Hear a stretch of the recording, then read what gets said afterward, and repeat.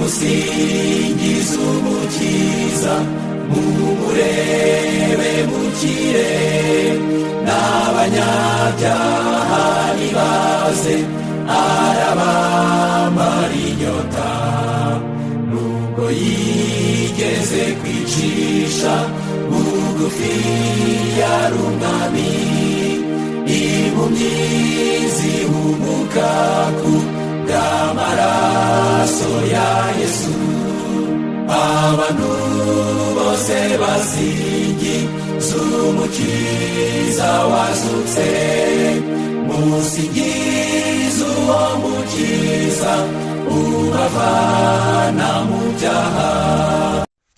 Bene data nshuti bavandimwe, nongeye kubasuhuza no kubaha ikaze. Amahoro y'Imana abane namwe. Mbahaye ikaze mu mwanya wo kwiga igitabo cya Daniyeli n'ibyahishuwe. Tumaze iminsi turi ku gice cya 4, igice kivuga ngo isumba byose iri ku ngoma. Uyu munsi turareba umugabane usoza icyo gice, umugabane wa 4. Tuza gusoma duhereye ku murongo wa 25 maze tugasoreza ku murongo wa 34. Aha tugiye kubona ibyabaye ku mwami Nebukadinezari hashize umwaka aburiwe na Daniyeli, ubwo Daniyeli yamusobanuriraga inzozi yarose maze akamubwira ibyari bigiye kumubaho, agasoza amugira inama ati kuzaho ibyaha byawe gukiranuka no kugirira abakene impuhwe, ahari uzungukirwa amahoro, nko kumubwira yuko aramutse yisubiyeho akihana iteka Imana yari yamuciriye ryakurwaho. Kandi koko nk'uko tubibona muri Bibiliya, hari abantu Imana yabaga yateguriye igihano ariko bakwisubiraho ikabababarira, nk'abantu b'i Niniwe. Bari babwiye ngo hasigaye iminsi 40 Niniwe hakarimbuka, ariko igihe bisubiragaho Niniwe ntago yarimbutse. Nebukadinezari rero yahawe amezi 12 umwaka wose kugira ngo ashyire mu bikorwa inama Daniyeli yamugiriye, ariko ntabwo ari uko byagenze. Mbere y'uko rero twinjira mu cyigisho, reka dusenge. Mana yacu, wowe utegeka ibiri mu ijuru no mu isi, ibyaremwe byose birakumvira, imisozi irakumvira, inyamaswa zirakumvira, inzuzi n'inyanja n'imiraba birakumvira, abantu ni twebwe tutakumvira.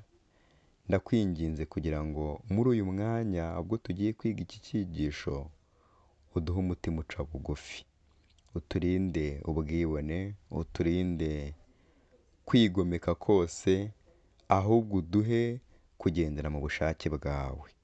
Ubwo utegeka mu ijuru no mu isi, utegeke no mu mitima yacu, uganze, uhabwe ikuzo, uhabwe icyubahiro, mu izina rya Yesu, amen. Daniyeli igice cya 4 umurongo wa 25. Nuko ibyo byose bisohora ku mwami Nebukadinezari hashize amezi 12. Umwami yari i Babuloni arambagira mu rugo ibwami. Aravuga ati, ngiyi Babuloni hakomeye niyubakiye ngo habe umurwa wanjye nturaho, nkubakishije imbaraga zanjye z'amaboko yanjye, ngo haheshe ubwami bwanjye icyubahiro. Umwami atararangiza ayo magambo, haza ijwi rivuye mu ijuru riti, yewe mwami Nebukadinezari, ni wowe ubwirwa, ubwami bwawe ubukuwemo, bazakwirukana bagukure mu bantu, ubane n'inyamaswa zo mu ishyamba, kugeza aho uzamenyera ko isumba byose ari itegeka ubwami bw'abantu, kandi ko ibwimikamo uwo ishaka.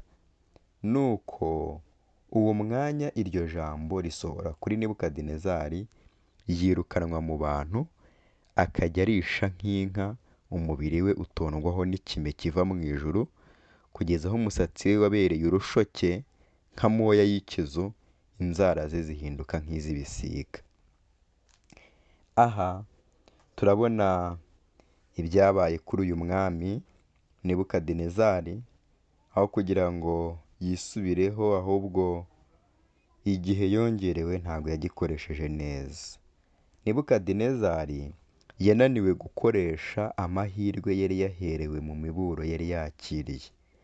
Nyamara Imana yamwihanganiye amezi 12 arashira mbere y'uko iteka yaciriwe rimugeraho. Muri icyo gihe cyose yakomeje guhembera ubwibone mu mutima we, maze kera kabaye bugera ku rugero rwo hejuru aho Imana itari ishoboye kumureka adahanwe. Umwami yari arimo arambagira mu rugo rw'ibwami, maze arambura amaso areba ubwiza bw'isi, Babuloni ikomeye, ubwiza bw'ubwami, yibagirwa isoko y'imbaraga ze zo gukomera kwe, maze avuga atangaye ati, mbese iyi si Babuloni ikomeye, iyi jyewe niyubakiye? Nebukadinezari murebe inshuro avuga jye, ngiyi Babuloni niyubakiye ngo habe umurwa wanjye nturaho, nkubakishije. Buri gihe cyose hano arimo arivuga ati, hahesha ubwami bwanjye icyubahiro.